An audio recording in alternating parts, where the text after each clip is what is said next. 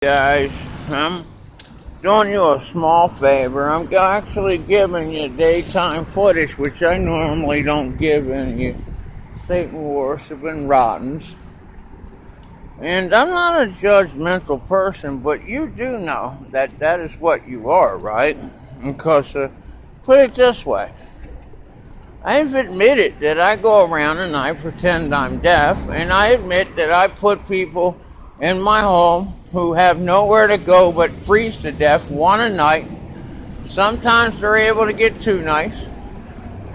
And every single penny that I get by my pretensions of being deaf go towards those that need that shelter.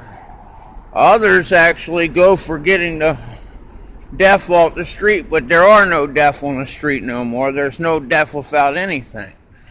Matter of fact, most of my messages and everything that I do come from the deaf, because they're my bestest of all best friends. And so when people today went ahead and were so upset, they said, I know you're not deaf, I know you're pretending, and stole a good $30 out of the poor people's hands I was going to give it to.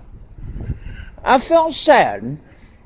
At first a little angry, like I wish I had a weapon that would smack Jesus Christ into their heart, but I couldn't come up with a weapon like that. What can I throw? Only evil. Whether it be a gun, a knife, a dog, turd, or a piece of poop, it would all be evil. So when I think about it that way, the only thing I tell you is this is a mission. That I did have one brother that went ahead and said, God's going to bless me. And I think in a way he does. Like these cars right now trying to run me down, but I just barely made it. These are the same, but you know what? I get into their counties that we're going to after this little walk back. They'll all be nice and pretentious to give. They're not giving because they want to give. They're giving because they see other people give and they want to look good for those that were given. They are so evil. They don't believe in anything except being ready for Satan and their hell-bound splashes into the thing. My problem is, and I'm hoping somebody sees this as a serious problem for me, and that is that I don't see an escape to where I don't even burn in hell, because you know what? I must sin to survive. And I don't want to have to. But capitalism is so intricately satanic that no one has a chance. Only way you can have a chance is what Jesus Christ put in his scriptures. If you have money, you have everything. You come down, you meet me, you talk to me, you go ahead and write me on Facebook. You do what you got to do to give up all your assets, not to nothing and not to nowhere, to exactly somewhere. You know where that somewhere is? To exactly where we want it to be put, because now you're on a crusade for Christ. Because without these crusades, we will not be able to withstand these marks that are coming. The mark is going to be underneath your skin, and this is going to be the credit of your life. And once you're bounced to zero, you are executable. Now, as far as the rich is concerned, that's a good idea. Fuck it. You get rid of the poor on the street. Like they're rodents and roaches. You sweep them away like they made all those Rubbermaid caskets. You know they did this.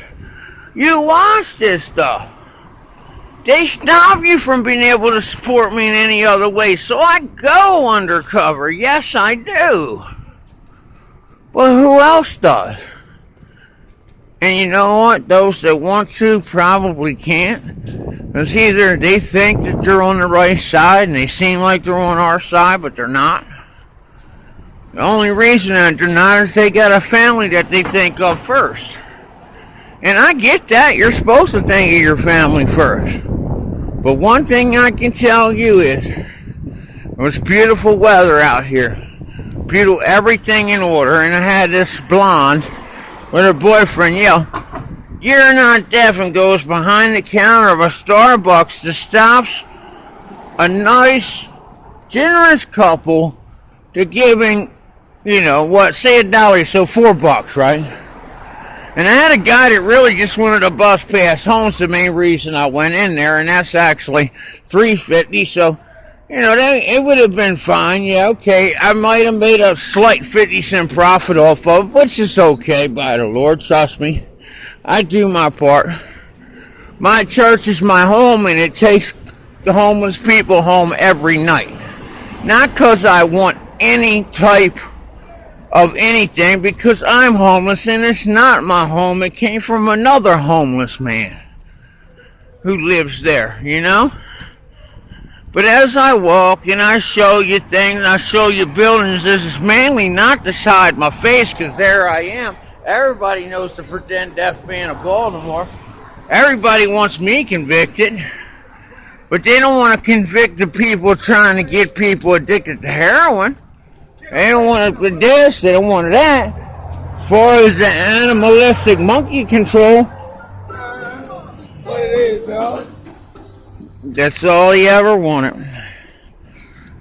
You know, they wanted just complete control of everything. And they got it, and they got it so bad they don't know. Like this woman that thinks she's got it made, walking her groceries. Aren't they all probably a doctor? She might even be a nurse. She's young. She's probably a nurse or counselor. She's probably down deep a good person. But is it really fair that she will never even be able to have a family because of what's going to happen?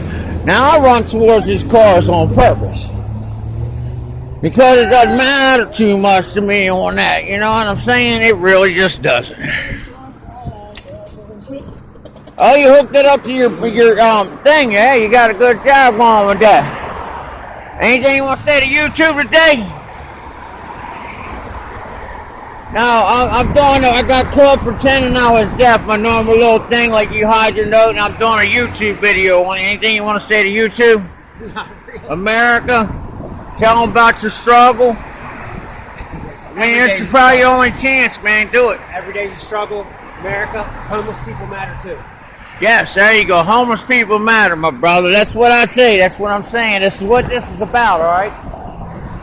And you see, he didn't get offended by it. He actually participated. So, as you see, this isn't a joke. But look at all those cameras right there that catch people trying to speed past these lights and this, that, and there. Everything that taxis, vehicles, and whatever. Anything, I think really what it is, and the government probably doesn't need the money, what it mainly is that if they can do this, then they can go ahead and they can, you know, do something else. You know, with that money, and they can make everybody else hate everybody. And here's another one. They all know me because I care about every one of them. And as you can see by his walk, he's not doing very good if this thing's even allowing for more recording. This video is definitely going up on YouTube. Hey, bro. Hey, you need a Met bottle? A half? I'll do you a deal on a half. What that basically means is just get rid of their illness for a while. Basically, I do my advocacies for the homeless for my main only reasons. Only reason God gives me my existence is that. And everybody else that's doing good gets to run from that that's doing bad and hide. And you figure, you know, the sin of doing nothing's the biggest sin of them all. At least that's what Jesus Christ says. And I don't go by nothing but what Jesus Christ says. Unfortunately, I'm still forced to sin. Now, there are powers to be out there that can stop that sinning.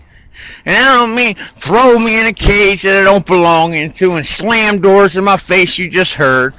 Cages and cages and cages amongst cages. No, it's not what I mean. I mean, you have an actual legitimate monastery to where, you know, people that belong to Jesus Christ can actually get past, because eventually he's just going to vanish down. The Holy Spirit's going to drop and fall upon me.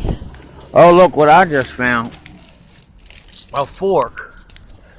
We're lacking them at the house, so we'll go ahead and get a fork. Now you gotta understand, this isn't my house. It's a house from a buddy of mine who was homeless, and then he went through his little phases, and he got an apartment. that he's on like a subsidy to where, you know, they keep $1,200 a month, which he gets. Because his mind's growing up as living assistant. But not legal because they don't allow for that legal stuff. They like everything to be wrong. And he's got MS and dementia. And one time I did let him cook a burger for himself, but he did, you know, almost burn the place down. But it doesn't matter. I still fight for it. I've even went to jail for 4 months for living there and came back. No. Because I look at it this way. I would spend right now the rest of my life in prison at the end of it. It meant I'd make it to heaven and live with Jesus Christ. And if you look at any of my testimonies, I put on a testimony of a demon stuck in a girl that don't want to leave. The last one, it actually got people to feel sorry for that demon. Because of how much they said, how much, you know, Satan tortured that demon. You know, the most beautiful angel, Luciferians or whatever, tortured the demons. Because he didn't have nothing better to do, you know? What's up, buddy? You okay? You look like you're falling over. You alright? Just make sure you keep stuff. Why don't you put your phone away so nobody takes it from you? Put it in that little zip pocket of yours. There, now I got a phone in my hand. I'm asking you just put it right there. Put it right in there. Alright. Can you put it right in there so I know nobody takes it? Well, I'm just saying, hon, I'm just worried about somebody taking your phone. People take it from me all the time. There you go, hon. Slide it in there. There you go. Zip it up for me, please. That's all. That way we know nobody gets it from me, because you got all of them down there, and here you got a whole bunch of them walking up right now. So, yeah, they will snag it from you in a heartbeat, babe, because that's at least a couple dimes of dope. You know that. Can you get it in there? You got it halfway in there. All right, I'm just waiting till they walk past, because I don't want them taking your phone. You all right? Get it in there. There you go. You're getting it. Yeah, you get it. Yeah, go. That's a good girl. Come on, get it in there for me. Yep. There you go. There you go. Now it's in there. Now zip that motherfucker up. Now you know nobody's going to take it. Praise the Lord Jesus. Now you got it for good, you know? Either way, now they're not going to get it. Now I feel okay and comfortable with leaving, okay? If I can say one old lady's cell phone a day, I think I lived a good life, you know? A lot of people don't think like that. Heck, I don't know if I always think like that. You give me down and out sometimes. I see one, I'll pick it up, but most of the time I give them back. Actually, I think every time I have given back when I cross back past the owner.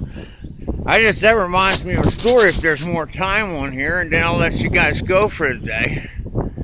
At least through this upgrade. Right now we're at the Baltimore Railroad Museum. This is the original Illuminati forces of the past, you know, the Masons, the Rockefellers, you know, ingenious inventions.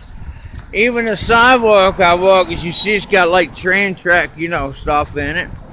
But let's get back to the story I wanted to tell. Somebody stole my cell phone when I passed out lack of sleep because my buddy got caught housing me, so they sent him into a program for 21 days.